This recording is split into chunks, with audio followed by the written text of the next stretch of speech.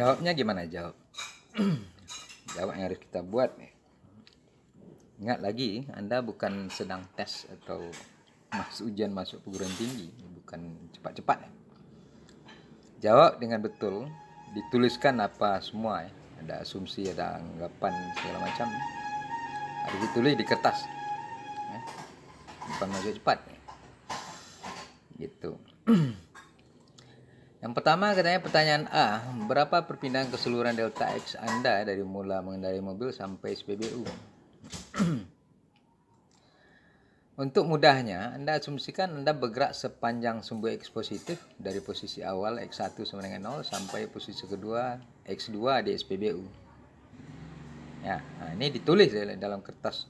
Kalau Anda ujian, ditulis dalam kertas ujian. Anda kuis ya, ditulis dalam kertas kuis. Dalam PR juga gitu. Bukan mojok cepat ya, berpikir dengan betul. Kemudian posisi kedua mestilah apa katanya? X2 adalah 8,4 km karena tadi dia dengan mobil 8,4 km. Ditambah 2 km berjalan gitu. Sehingga total ya sampai ke SPBU itu 10,4 km. Jadi perpindahan Anda adalah katanya delta X sama dengan X2 min X1 ya, 10,4 dikurang 0. 0-nya apa Pak? 0-nya start awal dari X1. Mula-mula naik ya, mobil lalu dijalankan. 0 dulu. Sehingga deltanya adalah 10,4 km. Jadi ini adalah jawaban A gitu. Pertanyaan A, berapa perpindahan keseluruhan? Anda ditanya. Oke. Kemudian pertanyaan B. Berapa interval waktu yang Anda gunakan dari mula mengendarai mobil sampai SPBU? Kita tahu bahwa waktu untuk berjalan adalah 30 menit alias setengah jam gitu. Ya. Kenapa? Karena mobil dari mulai dikendarai sampai berhenti itu 30 menit gitu. Nah, ini sorry. Ini sorry ya. Ini bukan waktu mobil, ini waktu berjalan gitu ya. Jadi berapa waktu yang digunakan dari mula mengendarai mobil sampai SPBU? Mula-mula ya waktu berjalannya 30 menit sampai ke SPBU. Disebut delta walk, delta T walk gitu ya. Nah, yang kurang adalah lama waktu mengendarai. Jadi mulai dari mengendarai mobil sampai berhenti gitu. Nah, berapa lamanya? Kalau waktu berjalan udah tahu, udah berjalan setengah jam. Nah, yang lama mengendarai ini kita sebut delta T drive atau delta T mengendarai. Nah, kita tahu perpindahan selama mengendarai adalah 8,4 km dan kecepatan rata-rata adalah 70 km per jam. Maka ini dicari dengan menghitung lama waktu mengendarai dari kecepatan dan perpindahan gitu. Ya, V average gitu adalah delta X over delta T. Ya. AVG ini kecepatan rata-rata delta X dibagi delta T. Maka delta T-nya adalah dibalikkan ya, bagi yang tidak pintar matematik lihat ya. Kalau ini mau dicari ya, ini sedang diketahui, ini mau dicari ya, ini ditukar tempatnya saja ya, delta T adalah delta X dibagi VAVG ini ya. Kalau ada masih tidak mengerti matematik seperti itu, belajar lagi ya. Oke, kemudian delta T drive-nya adalah delta X dibagi VAVG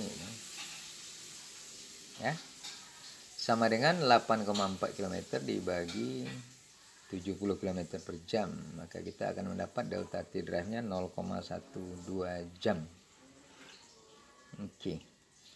Nah, maka interval waktu yang Anda gunakan dari mengendarai mobil sampai SPBU adalah delta T totalnya, delta T walk, ya, delta T berjalan tambah delta T drive, delta T mengendarai mobil. Setengah jam tambah 0,12 jam sama dengan 0,62 jam. Oh, lama berjalannya ya.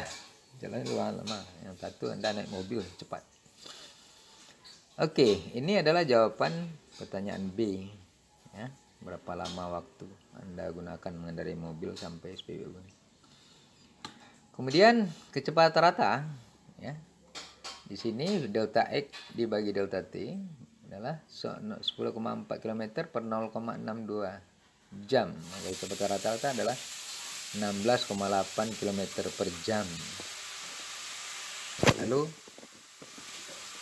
diberi tanda tak berhingga 2 ini artinya setara, kira-kira setara dengan 17 km. Pak, ini bukan. Ini untuk memudahkan ya. Memudahkan membacanya gitu. Orang susah melihat koma-koma gitu, apalagi kalau bos Anda nanti kerja berkoma-koma dia tidak mau lihat. Nah, kira-kira hampir mendekati ya nih 17 km per jam. Jawabannya yang mana? Yang ini sebenarnya. Nah, ini kira-kira aja. Oke, ini adalah jawaban C.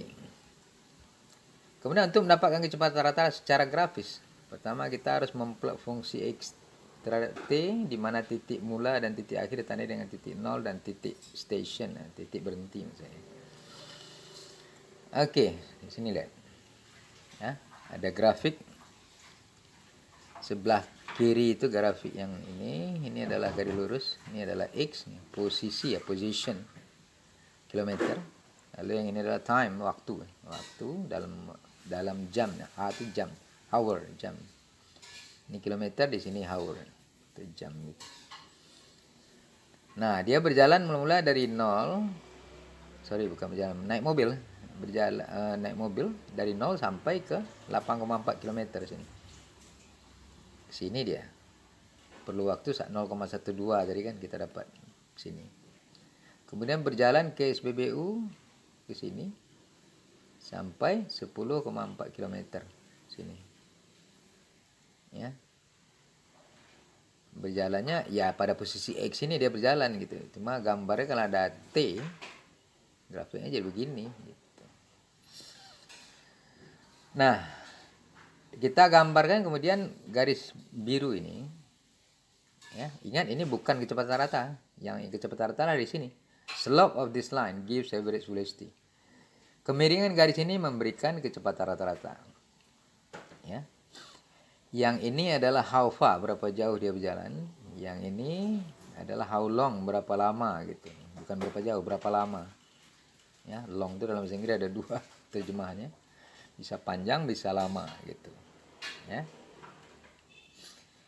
How long gitu. Kemudian maka kecepatan rata adalah kemiringan garis hijau itu. Nah, ini. Ya, kemiringan, mana kemiringannya? Ini dibagi ini ya. Ini dibagi ini. Saya tidak tulis di sini. Harusnya delta average adalah delta X gitu ini dibagi delta T yang ini. Itu yang namanya kecepatan rata-rata. Oke, laju rata-rata adalah hasil bagi antara jarak keseluruhan yang Anda tempuh dengan jumlah waktu yang dipergunakan. Jadi jumlah total jarak tempuh ya. Total jarak tempuh gimana? Ya, nanti ingat itu perbedaan antara laju dengan kecepatan rata-rata. Laju rata-rata dengan kecepatan rata-rata. Kalau kecepatan rata adalah total perpindahan saja. Ya, karena dia bersifat vektor, jadi kalau Anda balik, misalnya Anda berjalan dari sini ke sana. Lalu Anda balik ke sini, maka perpindahannya dihitung dari Anda mulai berjalan sampai yang terakhir, titik terakhir. Itu aja yang perpindahan. Tapi kalau mencari laju rata-rata adalah jarak total keseluruhan. Ya, 8,4 ini adalah naik mobil, 2 km Anda berjalan ke SPBU, 2 km lagi Anda berjalan ke mobil gitu. Maka jarak keseluruhannya adalah 12,4 km. Gitu. Ya, ini Anda pulang belum dihitung ya, tidak dihitung ya. Pulang lagi dari mobil berhenti sudah diisi bensin sampai pulang itu tidak dihitung. Yang ditanya itu yang ini. Oke, kemudian waktu keseluruhan adalah 0,12 jam itu naik mobil. Setengah jam Anda berjalan. Ya. Setengah jam lagi Anda berjalan pulang dan 45 menit ya 0, berapa tuh? 45 menit tuh Anda belanja ya katanya.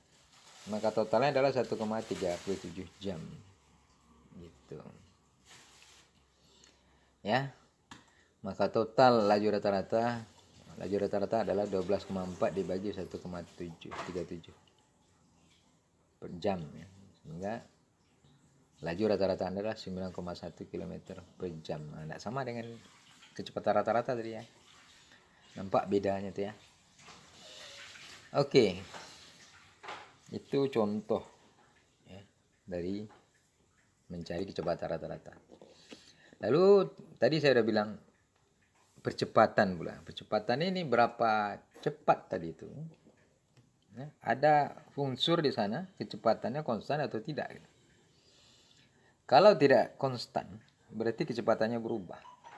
Nah, sesuatu yang mengubah kecepatan adalah percepatan gitu. Dipercepat ya. Percepatan yang mengubah kecepatan. Ya, kalau kecepatannya konstan tadi tiba-tiba berubah naik ya, dari 60 km per jam menjadi 70 km per jam, atau ada unsur percepatan yang mengubah kecepatan ya. Ya. Di sini dikatakan bila kecepatan satu benda atau partikel berubah, maka benda itu disebut mengalami percepatan. Untuk gerakan pada satu sumbu atau sepanjang garis lurus besar percepatan rata-rata adalah nih AVG ini, average acceleration bahasa Inggrisnya. AVG adalah V2 dikurang V1 per T2 kurang T1. Nah, kalau tadi kecepatan ada delta X per delta T, kalau percepatan ada perubahan kecepatan, jadi delta V dibagi delta T. Di mana benda punya kecepatan V1 pada waktu T1 dan kecepatan V2 pada waktu T2 gitu. Jadi berubah nih. Pada waktu T1 dia punya kecepatan V1, pada waktu T2 punya kecepatan V2. Maka percepatannya ini. Nah, percepatan sesaat apa itu? Itu secara matematik ditulis seperti ini. A adalah dv dt ya. dv per dt ya. Matematiknya tentu ada limit juga, limit delta t mendekati 0 ya. Delta x per delta t, jadi A sama dengan dv dt. Artinya apa secara matematik ini? Ini adalah turunan pertama dari kecepatan ya. Turunan pertama dari kecepatan adalah percepatan. Udah dua kita dapat ya. Yang pertama tadi V adalah turunan pertama dari X gitu. dx dt, dx per dt itu adalah V. Di sini turunan pertama dari kecepatan adalah percepatan adalah dv per dt yang perubahan kecepatan. Oh, kalau gitu percepatannya adalah turunan kedua dari jarak atau perpindahan. Nah, iya, betul. Itu bagi yang tahu matematik. Ini tentu turunan kedua dari perpindahan. Nah, gitu. Contoh soal nih. Ini yang berkaitan dengan turunan-turunan ya. Ini soal beginian banyak nih. Tapi Anda coba-coba aja bagi yang matematiknya kurang. Ya belajar lagi gitu. Apa sih turunan? Ini contoh soal nih begini. Posisi sebuah partikel sepanjang sumbu X diberikan oleh persamaan X sama dengan 4 dikurang 27T tambah T pangkat 3 dengan X dalam meter dan T dalam second. Pertanyaannya, hitung kecepatan dan percepatan dalam fungsi T. Adakah saatnya kecepatan 0? Nah, pertanyaan B. Oke, jawabnya apa? Untuk mendapatkan kecepatan, fungsi posisi diturunkan terhadap waktu. Jadi, karena V adalah dx per dt, ini diturunkan terhadap waktu. Jadi begini, ya, V ini persamaan perpindahannya X, sedangkan V adalah dx per dt, maka diturunkan nih, ini hilang, T-nya hilang, ya. 3 ke sini, 3T, 3-nya kurang 2, 3T pangkat 2 jadi. Ya, yang tak mengerti ya belajar lagi turunan. Kan yang belajar matematik, tanya dosennya turunan. Oke, untuk mendapatkan percepatan, fungsi kecepatan diturunkan terhadap waktu gitu. Jadi yang pertama tadi kita cari V-nya dulu. Yang kedua kita cari percepatan bahwa A adalah dv per dt. Nah, ini diturunkan sekali lagi. Diturunkan, ini hilang, 2 dikali 3 6, tinggal T saja. 2 kurang 1 1. Jadi 6T pangkat 1. Gitu. Lalu pertanyaan B-nya, untuk mendapatkan kecepatan sama dengan 0, Ya. Kita lihat di sini. V yang sudah diturunkan tadi dari X bersamaannya jadi begini. V sama dengan minus 27 tambah 3T kuadrat. Kemudian kecepatannya 0 katanya. Jadi V-nya 0 sini. Kecepatannya 0. V-nya ditukar dengan 0. Nah, ini matematik biasa lagi. Kita pindahkan. 27 3T kuadrat. Negatif pindah sini jadi positif. Ya, 27 sama dengan 3 kuadrat, T kuadrat.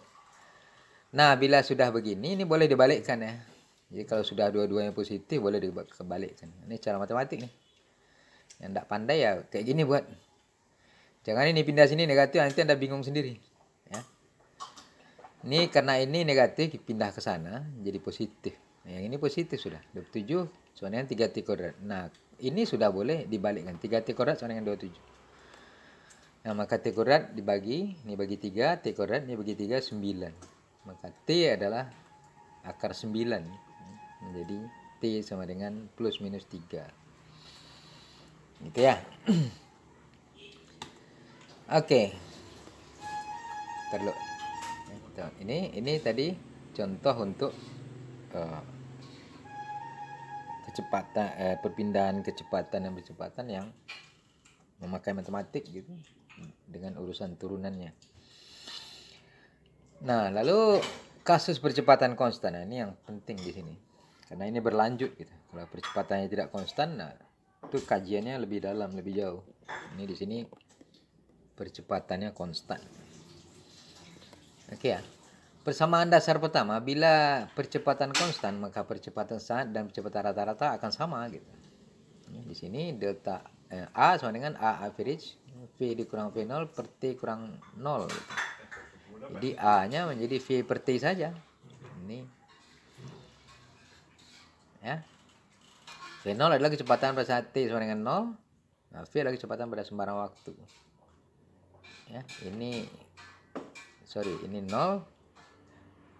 Ini 0 ya. Tinggal ini pindah ke sana. Ya, T kali A sama dengan V kurang V0 kan. Ini pindah ke sana. Lalu kita balikkan, maka V kita dapat V0 tambah AT. Pak, nggak ada angka-angka Pak. Waduh. Nanti ya. Ini rumusnya dulu. Seangka-angka itu nanti diwakili oleh rumus kan. Banyak yang bertanya tuh, angka-angka ya yang berangka lah Pak. Wah, susah kalian. Lihat dulu matematiknya ya. V sama V0 tambah AT. Nah, ini kita dapat rumus pertama bila percepatan konstan. Kemudian persamaan kedua, dengan cara yang sama kita akan dapatkan adalah X sama V0T tambah setengah T kuadrat tambah X0. Ini rumus untuk X gitu. Dari yang tadi itu. Kita turunkan dapat begini.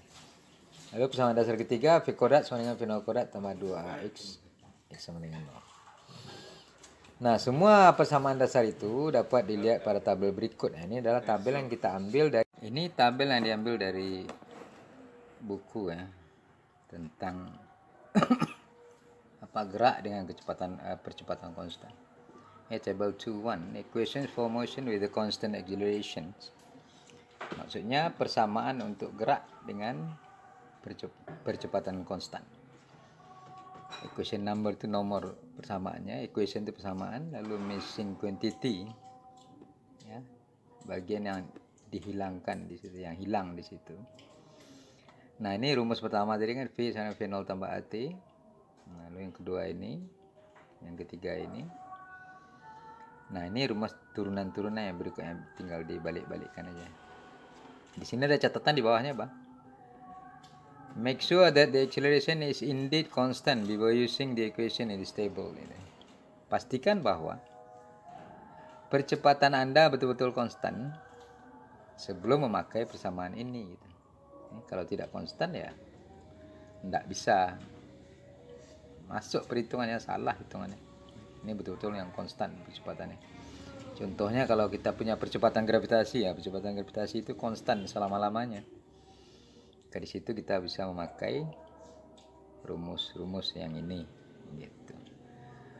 Nanti Anda kembangkan sendiri nanti, tapi juga nanti diajarkan, dikasih gitu. kalau misalnya percepatannya ini nanti adalah percepatan gravitasi yang menarik yang ke bawah gitu, sementara kita punya expose itu yang ke atas, maka G A itu ditukar dengan G tetapi minus G gitu. Ya, jadi kalau gerak ke atas nanti V sama V0 min GT jadinya. Nah, nanti di gerak peluru lebih bisa tahu gitu. Oke, baiklah, itu semua adalah review dari pelajaran atau kuliah pertama ya. Bagi yang belum juga mengerti menyelesaikan PR1 gitu, nah, coba cek lagi ke sini. Nanti kita akan berikan juga solusi dari PR1 itu setelah kalian mengumpulkan semua. Oke, demikian saja video ini dibuat ya. Mudah-mudahan apa yang kita perbuat hari ini adalah bagian dari yang dapat membuat kita cerdas gitu ya, dan diberkati Allah Subhanahu wa taala. Wabillahi hidayah wa taufiq. Wassalamualaikum warahmatullahi wabarakatuh.